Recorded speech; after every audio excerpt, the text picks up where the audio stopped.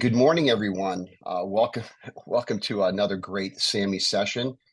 For those of you who've been attending Sammy sessions over the past couple of years, we've done a lot of cutting edge things and AI, LLMs, and all the various things. But every so often, we have to be grounded again.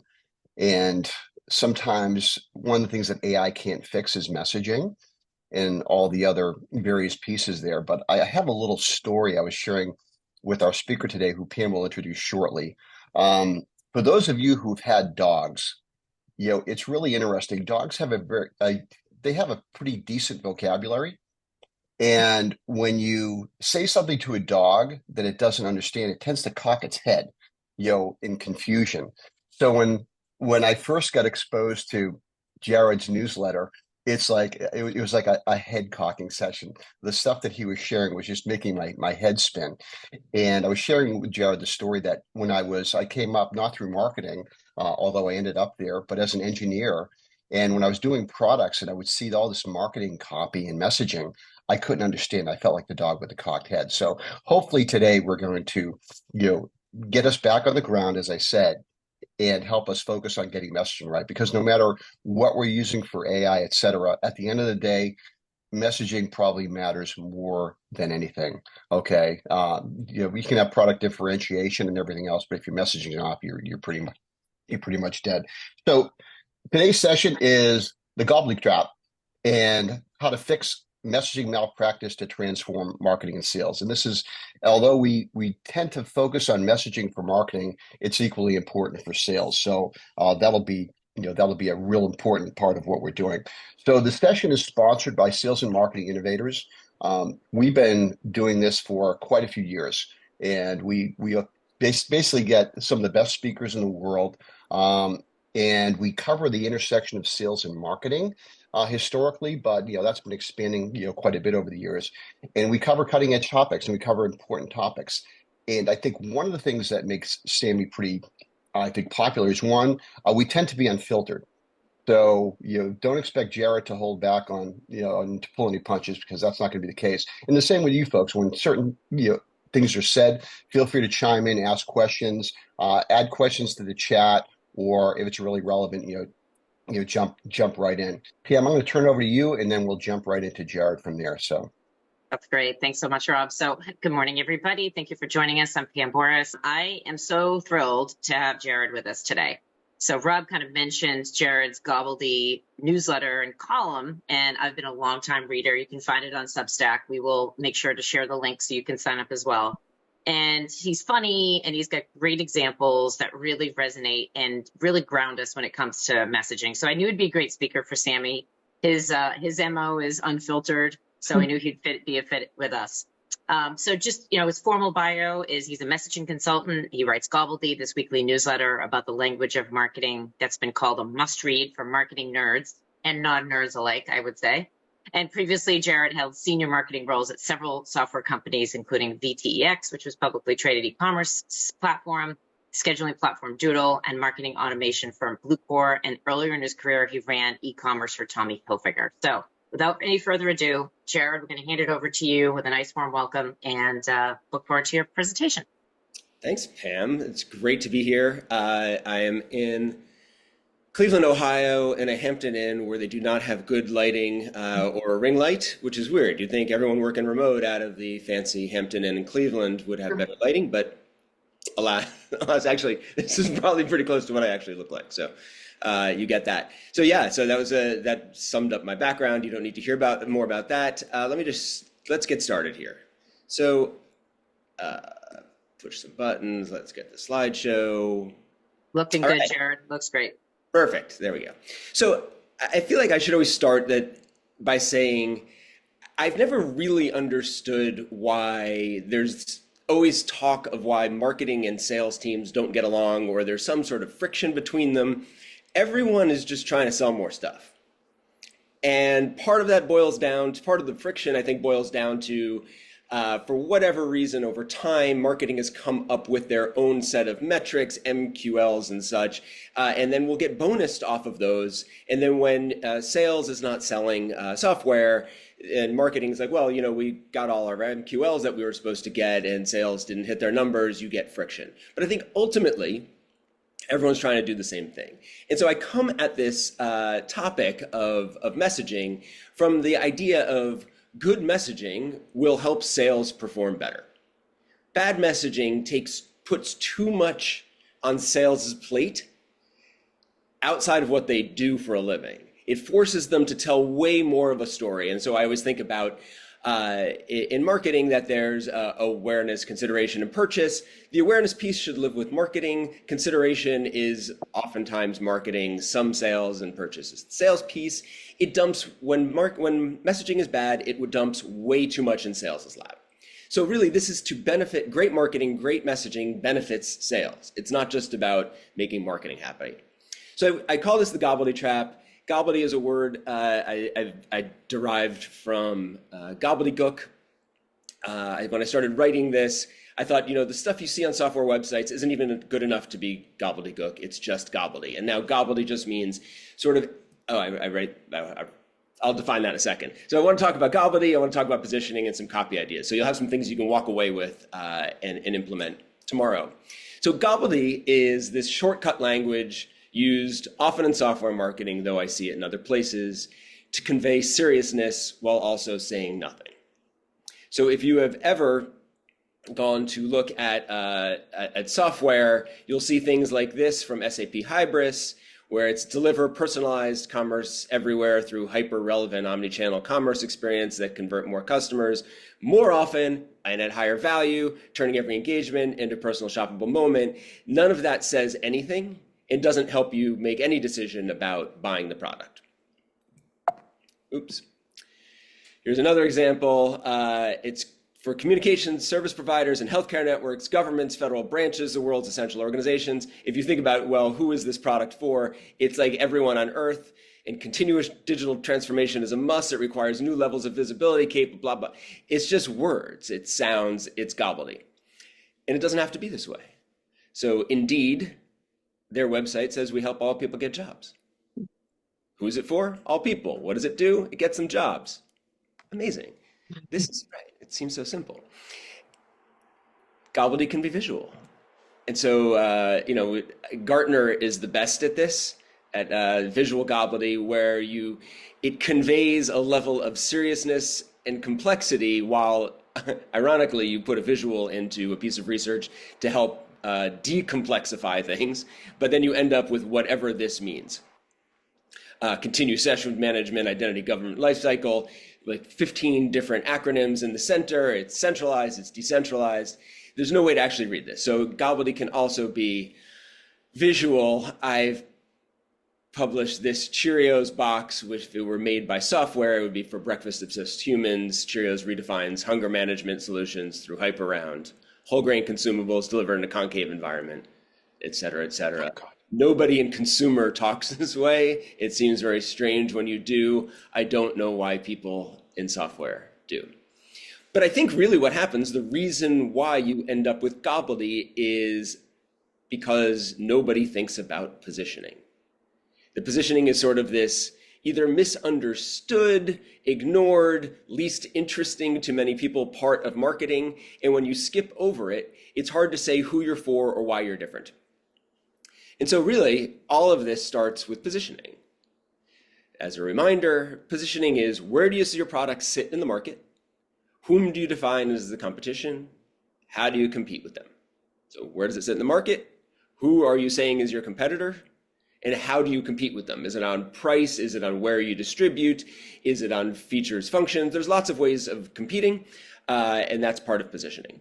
And I think the best way, this opened my eyes toward the whole idea. So David Ogilvy, who's sort of the father of modern advertising, had his own agency, said the positioning should be decided before the advertising is created. Positioning should be decided before the advertising is created.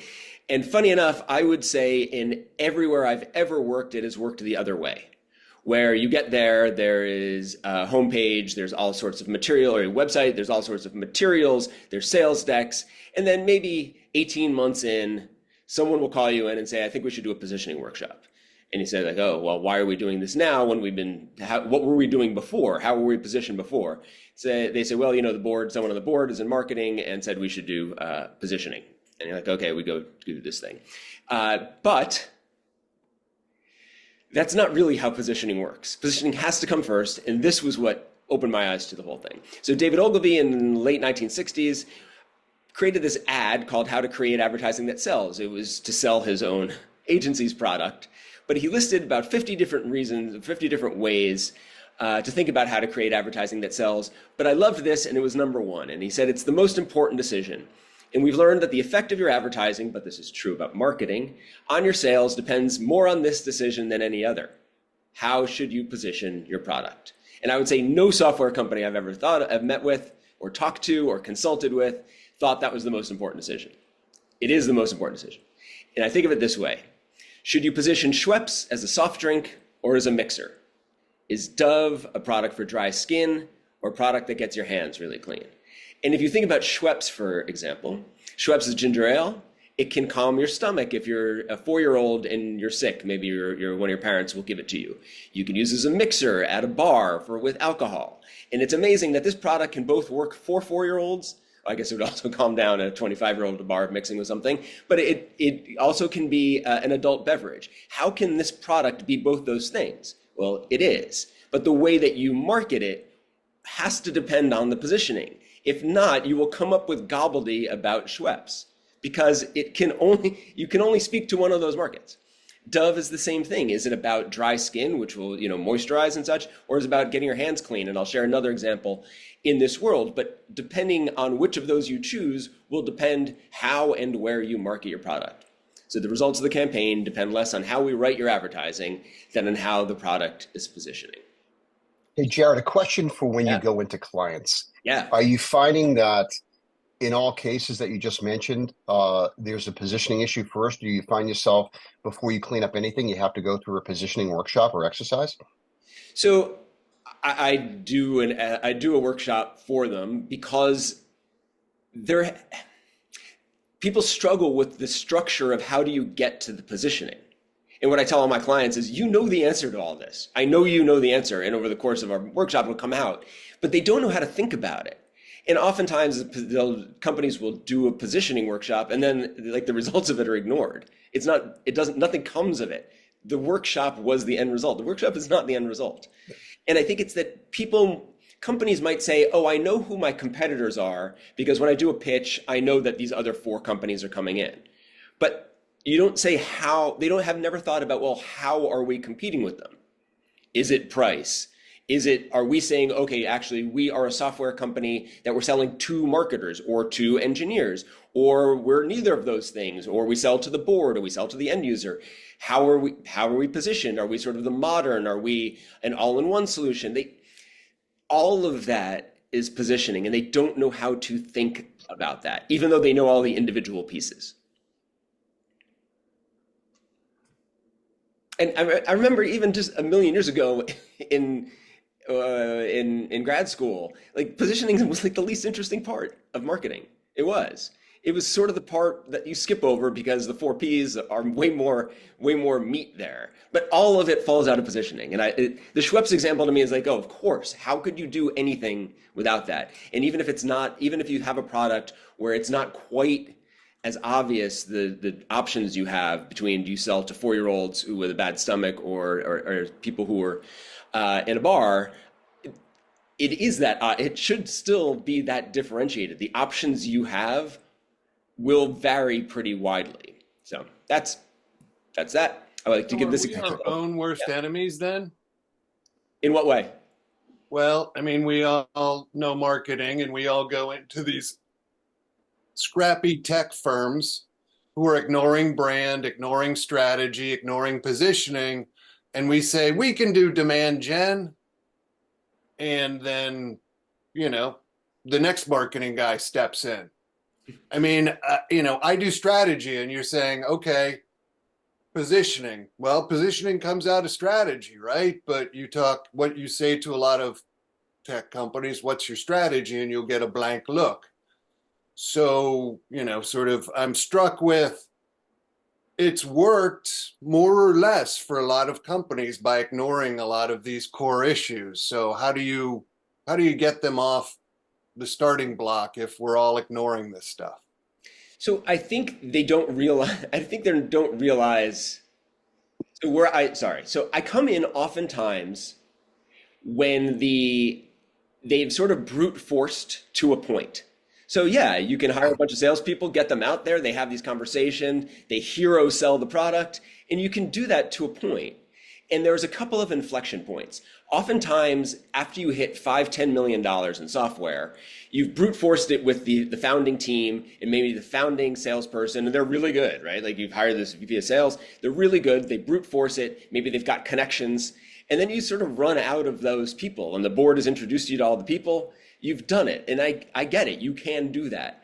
But then to get to the next step, the next inflection point, you're going to have to put some structure around this because you've hired some people, you need a repeatable process. So that's one point, sort of after the Series A, $5-10 million. The next inflection point is maybe you have done this and maybe your product is really good. You've built out your team, you've grown, you've raised $30-40 million, or you used to back when you could do that.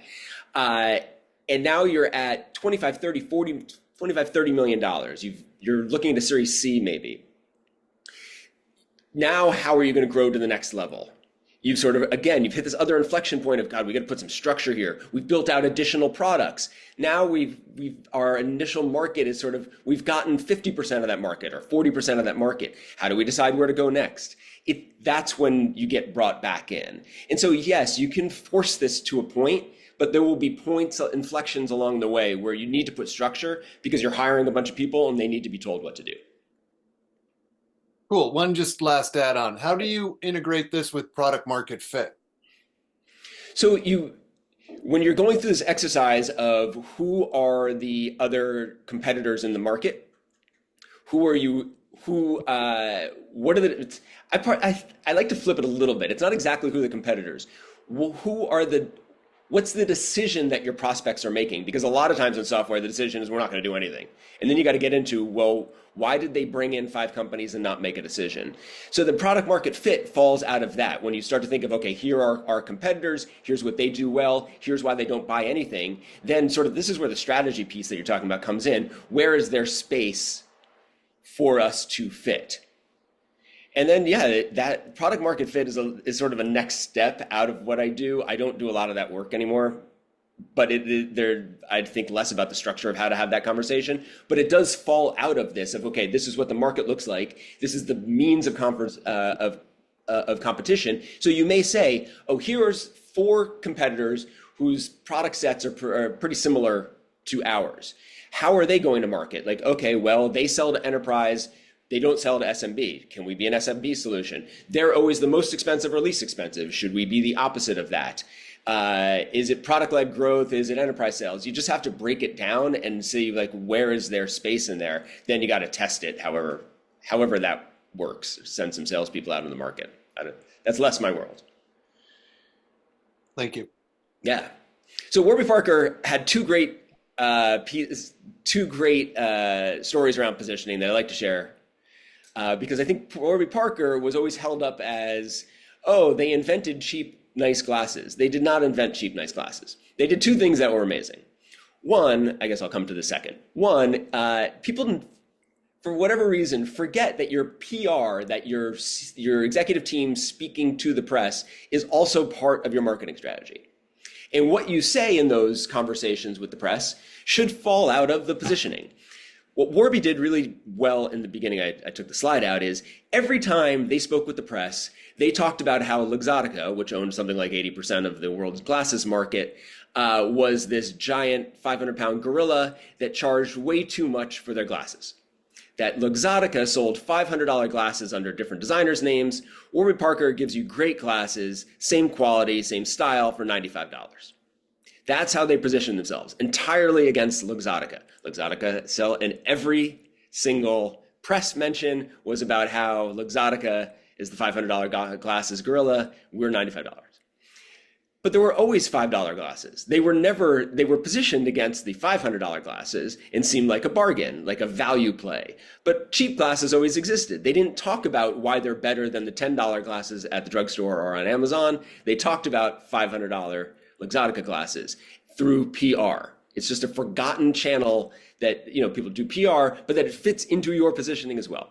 That's one story. Second story, this 5 frames to try at home for free, which I believe they still do, was positioned as this amazing sort of customer-friendly way of getting you to try on glasses that was hard to do before. But really, the way it works was you go on the website, choose 5 frames, they send them in a box, you try them on at home, you box them back up, you send them back to them, you choose which frames you want, then you buy them. It's the world's worst return policy. You have to pick out the glasses, they send them to you, you send all of them back, and then you rebuy the ones you want. But they talked about it as this amazing customer forward policy because they positioned it that way. That's how they talked about it. They invented try at home. It wasn't terrible return policy. It's just really clever little things like that I think separated Warby Parker from, there are 1,000 other glasses companies, but they were really methodical in how they talked about themselves. All right, some stuff you can steal. Let's get into the meat of it. Hey, Jared, one quick question that Carol brought up. Yeah. It kind of reflects on a company that has its feet in 2 different markets. You gave the ginger ale example, Schweppes example. What do you do when you serve 2 markets? How do you avoid Gobbledy? You message in different markets.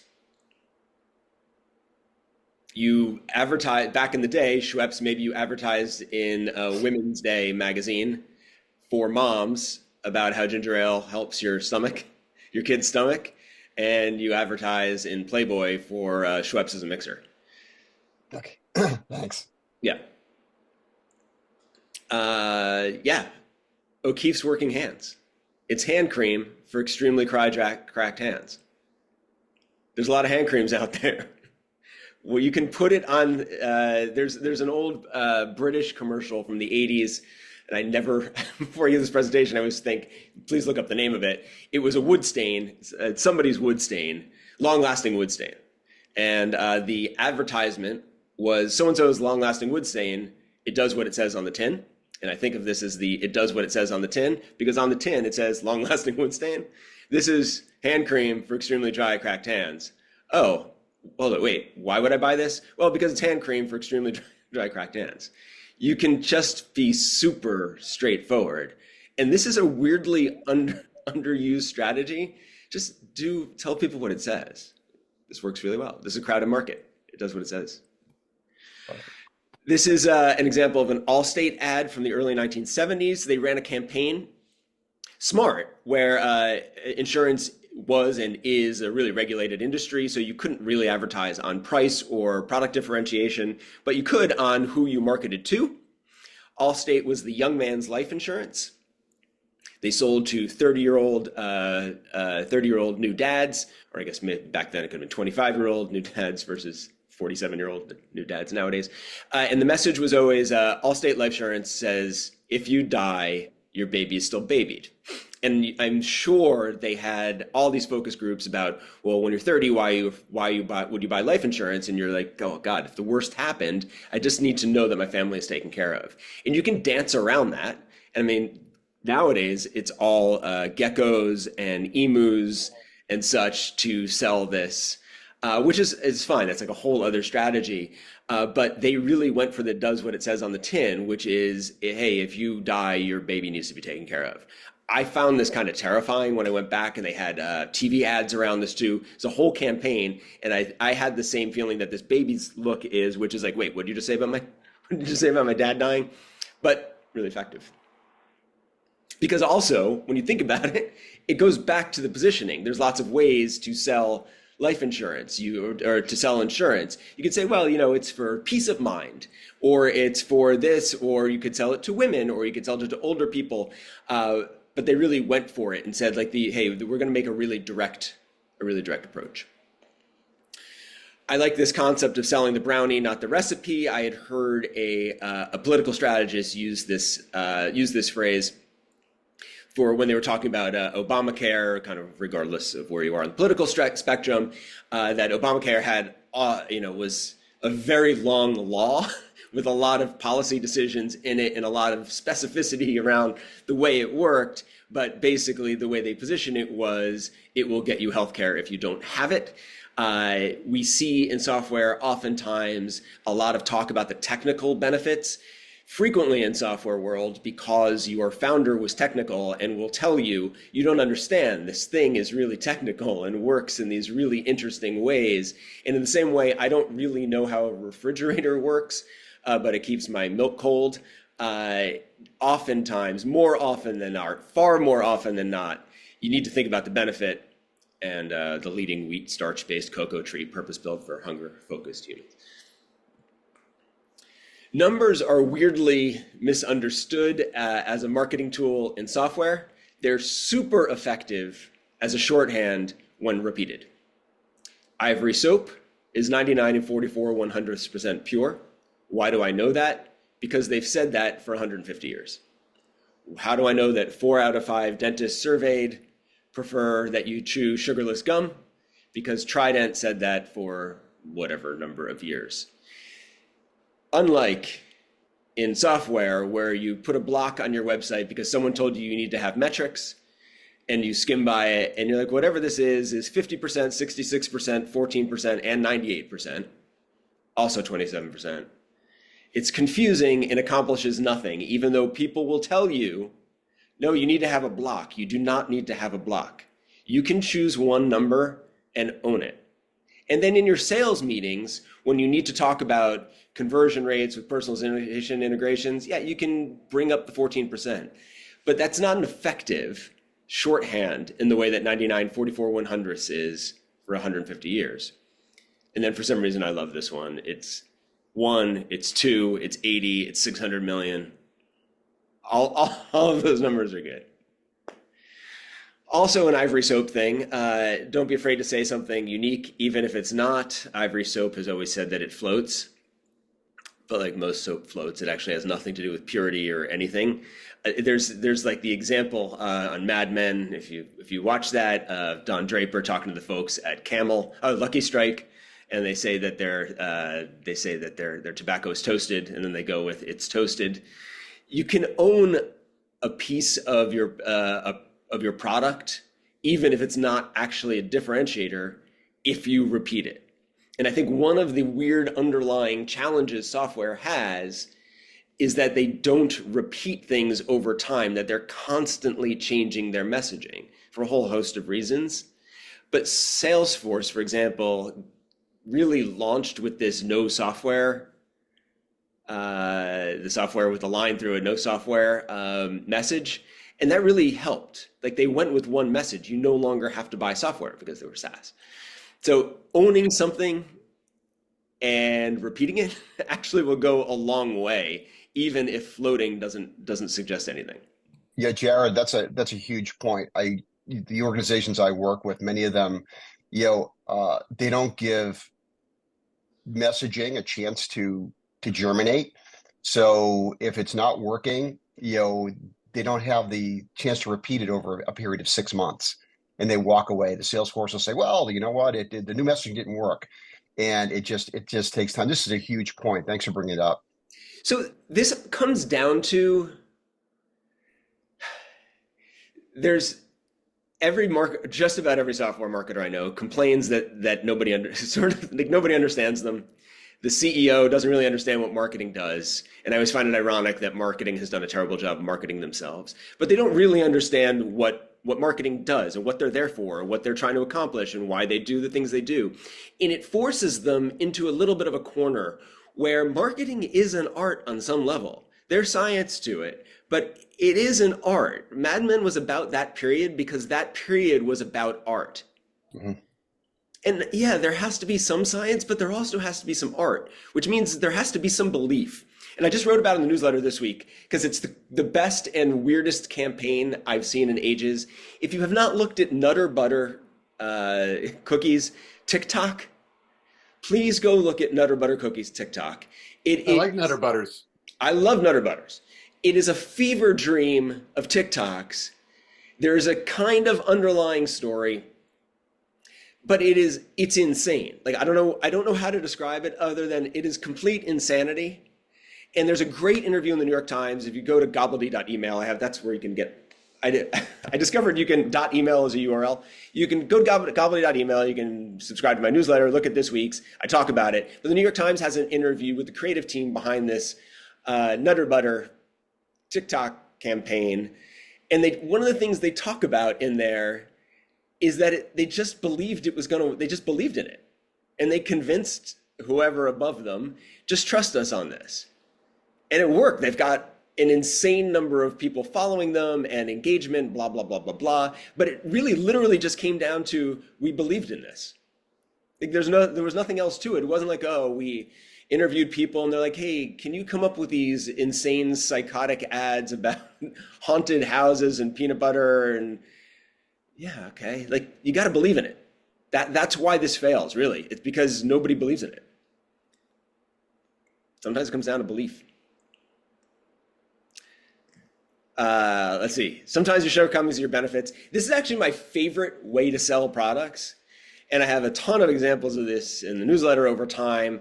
This J Skis one is, it's colorful skis. And they put out this ad, 1 star, no normal graphics. Seriously, who designs these things? They're way too bright. I'm an intermediate skier. I don't want my skis to look crazy. Your shortcomings are often your benefits.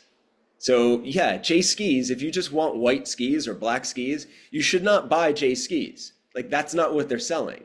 And I always say the perfect ad is the one where the people you don't want to buy it don't understand it, or only the people you want to buy do understand it. And I think probably the best example of this was, it's a bunch of years ago, I think it was Google put up ads in Silicon Valley that were like coding problems. They were the billboards that were coding problems. And it was perfect because the only way you understood that was if you were a coder. And that was the only people it spoke to.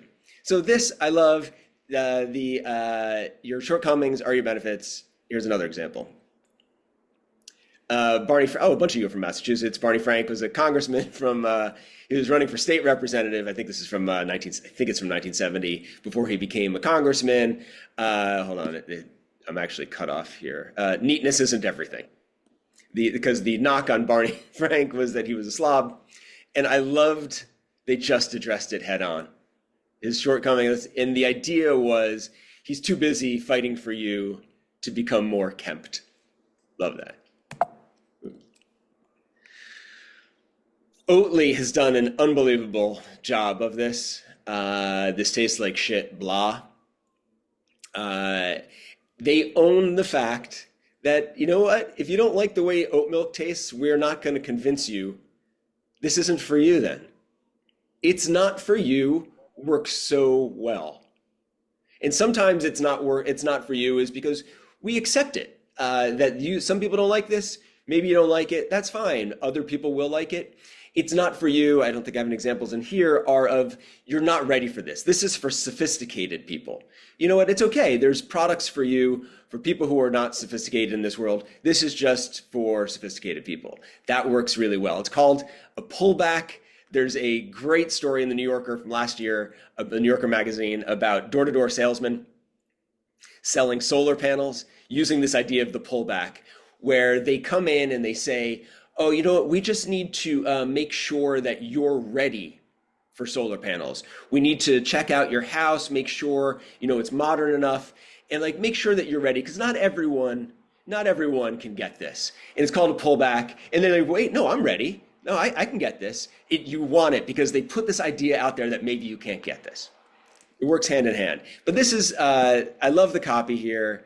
So it's shit, blah. That's a real comment from a real person who tried one of our oat milks for the first time. Some people just don't like it. They think it tastes like oats because it does taste like oats. Here's the good part. If you don't like our oat milks, you don't have to drink them. Taste is personal, which, by the way, you don't take it personal if you don't like it. However, there's a growing number of people who find oat milk delicious, who can taste, and then some product benefits, which is amazing copy, right? Not only is this sort of clever idea, the product benefits are in there. So give it a go. And if you don't like it, you can always give it to someone else you can always give it to someone you don't like. That's what business students call a win-win. That's so good. Good coffee makes me so happy. So they did that. I hate it, but I love it. Listerine ran this. I think it's late 70s, early 80s. I figure anything that tastes this bad has got to work. Love that. And it's funny because, I mean, there's nothing inherent about tasting bad that would make it work better. But Listerine owned that and really did, like, forever. They presented this in a whole bunch of ways over time.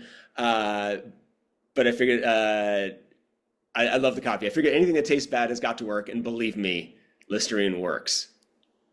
So really good. You can own whatever your worst thing. And I've said before, I think it's a fun, I say fun, quote, fun exercise to go to your team, bring them together and say, what's the thing that you think is our biggest shortcoming in our product? What's the pushback you get about our product? How would you make that into a positive? Like, it's just an exercise. And I think one of the companies I work for, Bluecore, marketing automation, essentially they had a product that would, early on, that would build triggered emails. So if you left something in your shopping cart for a retailer, it would trigger an email that would say, hey, you left this thing in your shopping cart. They actually didn't have a front end. They just had the engineering work to make it work on your website, but there was nothing to log into. But they positioned it as white glove service. We will do all the work for you. Our engineers and our customer service team, you don't worry about it. You just buy it and watch the revenue roll in. And it was before I got there, genius. White glove service. There's always a way to reposition your biggest shortcomings. That. So one of the things you hear, or I have heard, is don't focus too much on the product details. Like, oh, that's too deep. People don't want to hear about it. It doesn't resonate. This is an ad from, I think, the early 80s, late 70s from IBM. And yeah, okay, yes, it's selling to the boss, who is definitely a guy in this case, and your secretary is definitely a she. Put all of that aside. But there's a way the copy is written that I loved, because it gets to it presents product details in a way that's really effective. So they say, like, essentially, your secretary, who's very skilled, may be spending a bunch of her time, not devoted to typing. That's what you hired her to do. It's spent on peripheral matters that have always been a necessary but unproductive part of the typing process, like erasing errors, backspacing to put in an underscore, counting characters in order to center a line, making tedious calculations for plotting column layouts and aligning numbers. Such tasks require little talent. I thought the examples they gave of what the product helps you do are so specific that my takeaway from this was nobody knows typewriters better than IBM. It wasn't like helps you do work faster. No, it's counting characters in order to center a line. Right, oh my God, I don't know, I can't tell how old all of you are, but I took high school typing in the 1980s and I remember having to do that. You know, like that kind of was a bummer. Making tedious calculations for plotting column layouts. Oh my God, I remember that. It's so specific. And so I think what people are saying when they say, like, oh, don't overload your homepage with product details, what they're saying is don't make the product details generic. If you're going to use them, make them super specific. You cannot read this as a secretary or the secretary's boss and not walk away thinking, God, IBM really understands the challenges of typing, the modern day typist. Another one that sort of goes back to it does what it says on the tin sort of idea of, like, why don't you just say who it's for or what it does? Wang, also a computer company from late 70s, early 80s, the who it's for, because I get that a lot when you do a positioning exercise, like, oh, okay, we're for mid-size, whatever. Like, well, how would someone know it's for them? And I think about this Wang ad, which said, like, there are 3 types of companies that don't realize how much they need a Wang. They just tell you who it's for. If you're a company that's growing fast, if you would do a great deal of correspondence, or if you require 100% accuracy and rapid changes of text, that's who it's for. How do you know it's for? Literally, it tells you. That's a way of doing it. And so one of the things I've done with I say it to every client, and only one of them's taken me up on it, is on your website, at the bottom of your website, say, like, if you only remember 3 things about us, remember these 3 things. There is a way of being super direct, because some people worry, did we put too much on our website? It's too much to remember. How will they know? Like, what if you just said, hey, that was a lot. What if the only thing you need to remember is this and this? Just tell people. Love it. I love this Volkswagen ad. Volkswagen I could probably spend an hour on Volkswagen's marketing from the 1960s. They did this great ad, and it was a 2-page spread in a newspaper. The left side, or the right side, was just a blank page where you were supposed to write your own Volkswagen ad. On the left side was how to write a Volkswagen ad. And I think this is just also true about marketing, certainly software marketing. Look at the car, so look at your product. Look harder, you'll find enough advantages to fill a lot of ads, like the air-cooled engine, economy, and design that never goes out of date. By the way, how cool is it that this ad, which is about how to write a Volkswagen ad, also includes some of the benefits of the Volkswagen? I mean, that's just great copywriting. But think about what the product benefits are. Don't exaggerate. Some people get 50 miles a gallon, some get 28, average 32. Don't overpromise. There's a great story about Geico. 15 minutes will save you 15% on your car insurance. They had actually, funny enough, the average you would save when they actually looked at it was higher than 15%. And that the amount of time it took on the phone to get the quote was something like 8 minutes. But people didn't believe that you could do it in 8 minutes. 8 minutes seemed too quick. So they raised it to 15 minutes, like a round number, and they brought the amount you would save down. They didn't overpromise. Weirdly, they brought the time up because they felt like it was wrong, and made them the same. I think don't promise more. It's just brilliant. Call a spade a spade. This is about Gobbledy. Call a spade and a suspension, not something like orbital cushioning. Speak to the reader. Don't shout. He can hear you, especially if you talk sense. Pencil sharp. You're on your own. Look at the product. How is it actually differentiated? Don't overpromise. Be clear. We've been talking about this for 60 years. This is my favorite Volkswagen ad. So Volkswagen, when they were selling the VW bus, when they brought it to the US, they focus grouped, talked to people, and what came back was, that's the ugliest thing I've ever seen. And you can imagine, especially in software, when you've got some ugly software that's not quite modern enough, that maybe doesn't have a great front end, everyone just says, it's modern and has a great front end and it's easy to use. Volkswagen took a totally different approach and was like, well, what are our shortcomings? How do we make our shortcomings our benefits? And who would want a weird looking van like this? And they came up with this. Do you have the right kind of wife for it? So speak to the husband. Back in the day, oftentimes the husband was buying the car, but the wife was a influencer. So they say, do you have the right kind of wife for this? Can she bake her own bread? Does she worry about the bomb? Let your daughter keep a pet snake in the backyard. Invite 13 people to dinner, though she only has service for 12. Does she name her cat Rover?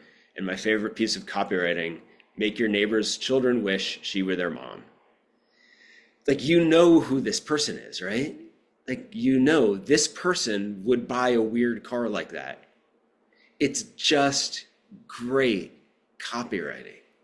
It's so good. It doesn't apologize.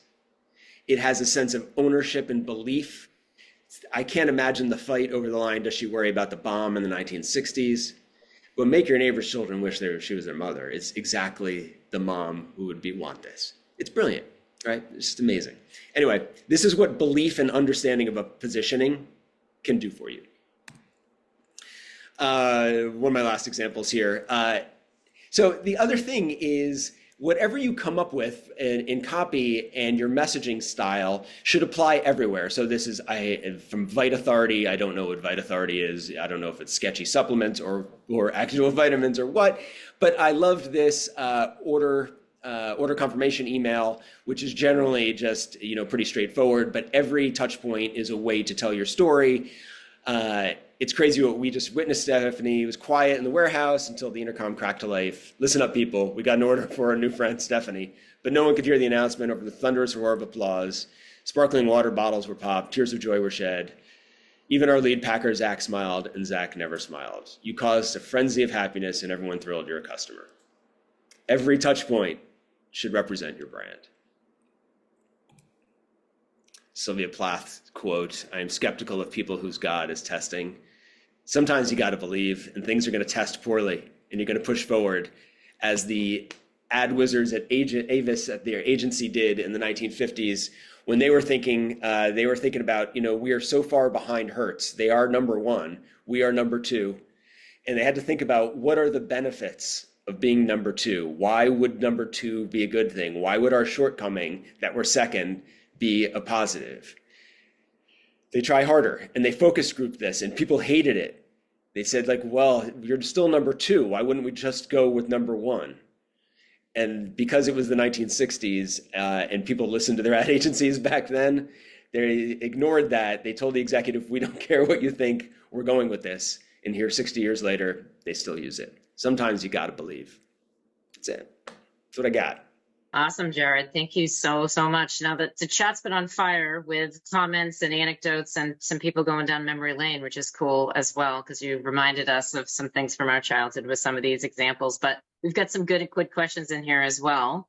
So I'm going to go ahead and read a couple of these. You can read through as well. But Anne asked a great question. This is, I think, one we probably all struggle with. We all agree that the touch points need to have the messaging, but how do you get the salespeople to do what they need to not go off brand? That is always a challenge. I think that you're always going to have salespeople who hero sell, who go out, do their own thing. No, I know how to do that. I do. Which means why you as the CMO or whatever, head of marketing, needs to have the head of sales as your best friend. You need to be one story. It can't be marketing through this thing over here, which is why one of the first things I said here was marketing, and it makes people uncomfortable, but it's true. Marketing in software exists to support sales. And that doesn't mean you don't do brand. It just means if you're not selling stuff, at the end of the day, you are not going to have a job. And there's lots of ways to do that. And your belief on the marketing side about how you tell that story can do that. But your head of sales needs to believe that the work marketing is doing exists only to help sales sell more. It just has to be that way, and it can't be at odds. And I think actually this comes to a bigger issue of, and I'm curious if people tend to disagree with me on this. So I think marketing has to only be bonused on sales. I don't think they can have a separate set of metrics they're bonused on. I think it ends up with misalignment with sales. And I've never seen it work where marketing is misaligned with sales, where the marketing person keeps their job long term. Rob might have an opinion on that one. Love to hear it. I couldn't agree more. Oh, okay. Good. Yeah, I don't know why, and I've done it where no, the marketing team has this separate set of things where marketing can have a great year and sales doesn't. That doesn't make any sense. Right. Usually because they're easy things to measure. That's usually why. Right. Well, right. So if you're aligned, then sales is going to work with you. You're not going to get every salesperson to do it. But as long as the head of sales is on board with all of this, it's up to them to keep their team engaged. And Jared, I think you alluded to something earlier. With respect to this topic, getting the alignment, as much as I've been on both, I've run sales and I've run marketing, and oftentimes the disconnect, and I agree with you, get the metrics aligned. However, the CEO, and a lot of CEOs don't understand what marketing is, and therefore the alignment gets all screwed up. And the other thing, where I've seen CEOs push back, there's an underlying theme into everything you showed today, and it's gutsy messaging. And a lot of CEOs and a lot of C-suite people are really uncomfortable, putting something out there. And I've had a lot of pushback in my career and a lot of battles, but every time we won all these awards and things like that, it's because we actually had the guts to do what you're suggesting here. And I think we're in an era of everybody's scared. My messaging is too bold. I'm going to lose my job. And we're just a bunch of timid. And this is why I think we have so much marketing that just sucks. Yeah, so we'll back up even more. Putting aside, I understand everyone's financial situation is what it is, and sometimes you need a job. But during the interview, if you're a senior marketer, you need to ask the CEO, what do you think marketing does for a living? Can you give me one example of great marketing you've seen? And then you'll get an idea. Have a conversation about marketing. What do they think it is? What do they think you should be doing? What do they think was like the greatest example? Because just about every time I've ever done that, the examples they give are terrible. And like I'm going to fail. And then I set myself up to fail. I'm like, oh no, I'll go in there and I'll give a presentation and I'm kind of fun. And like, no, it never works. It will never change their mind. And so if you're going into an organization where the CEO has different ideas about what marketing does and what good marketing looks like, of course, if you present them something else, they're going to tell you it's not good. Of course, you ask them. So Jared, a question. How do you feel about the positioning concept of, in B2B tech, of helping you bridge performance gap versus your best in class peers? You really talk to a lot of B2B buyers. That's the question they get asked when they go into the boardroom. Why is Sephora so much better than Target? And you have to have an answer to that. You have to be aware of the performance gap, and you have to be working on that. But how do you feel about that positioning in B2B? Because a lot of B2B buyers that I talk to are very motivated and very action driven by that concept, and very few companies will take that on or will have the guts to kind of really define that. How do you feel about that positioning? Can you explain that a little bit better, a little bit more? Sorry. So if you're say, for example, Target, you're ranked number 14 on advanced marketing personalization in the world, and Sephora is ranked number 1. And every time they go into an executive meeting, every time they go into a board meeting, they get asked, why is that bridge there? How are you going to bridge it? Why are we number 14? It's unacceptable. And a company has done a study to rank the top 100 retailers and has become the dominant player in the space. But this concept of, of you're going to help them bridge that performance gap, that's very important, that's known and documented. It doesn't really, you're not even saying what your product does. What your product does is help them do a better job and take them from where they're at doing that job to best in class. But that structure can be applied to most B2B tech companies if they understand what best practices are and if they understand performance gap selling and marketing. I think that's hard. That feels to me, and I could be wrong, like a sales message more than a marketing message. I think that's very hard to differentiate on the marketing side because everyone on some level is saying we're going to allow you to do this better. Like that's a little tough on the marketing side. Now, I say half jokingly all the time, every B2B software marketing message should be, this will help you not get fired. Mm-hmm. You can imagine a world where the message is, have a great answer for your board. Right. Or you don't have to be number 26 on that list. Something like that, that's slightly more provocative and gets at that feeling of, I'm going to be caught off guard. I won't have an answer from my boss. And they're always asking why we're not number 1. And so it feels more like on the marketing side, I think you can be provocative there rather than saying, we're going to help you do this, because every single company's saying that. I think speaking. Are you happy being number 15? Or next year when you go into the board and you're still number 15, do you think you'll have your job, right? Right. I think this will help you not get fired is really powerful, and there's a lot of ways to say that.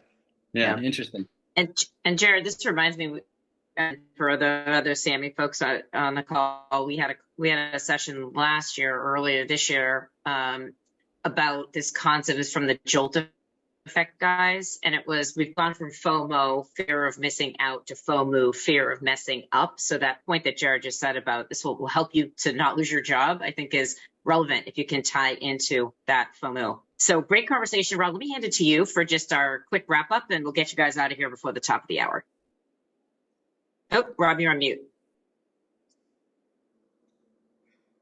Thank you, Pam. Hey, Jared, this was fabulous. I'm feeling a little bit of guilt. I didn't tilt my head at all over the concepts, and I just think there's lessons, I think, for everybody. Like every SAMI session, if you can't walk out of here in 5 minutes and implement something, then we're doing something wrong. And I think do sign up for Jared's newsletter. I put the registration link in the chat. It's fabulous. I said it makes me.